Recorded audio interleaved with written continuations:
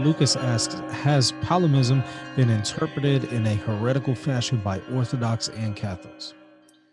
Yeah, I think that there's a lot out there. One of the most worrisome ones that I saw in some so-called Palamistic interpretations is an attempt to divide the energies from the essence as if they're um, two separate spheres.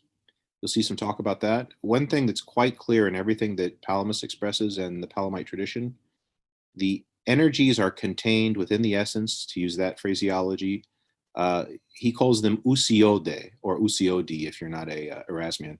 Uh, usiodi, which means they belong properly to the essence. They are of the essence. They may not be definitionally or descriptively the same thing as the essence, but there's no sense in which they can be divided from, divorced from, thought of, apart from, really existent separate from the essence.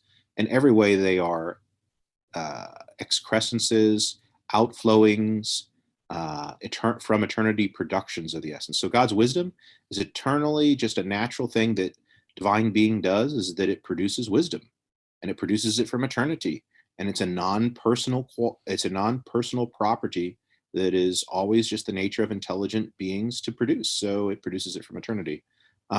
With Catholics, I think it's an attempt to do the same thing. It's an attempt to try to Neoplatonize Palamas more than he deserves. In other words, to the extent that Palamas is not willing to call these things self-existent, subsistent beings, beings who have the energies have an existence which is not rooted in and totally contained in the essence, Catholics will try to exploit that and try to say that in some sense he has these Neoplatonic productions of lower grade divinities. You'll see this a lot. This was the the criticism of Palamas too in the 1930s by Gigi and others who oversimplified the situation.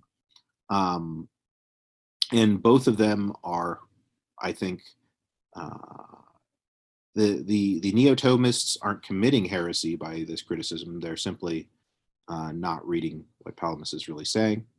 And then the Orthodox, who are insisting on some sort of real division, notice I say the word here division, not distinction, division between the essence and the energies, are, even by Palamas' standards, heretical.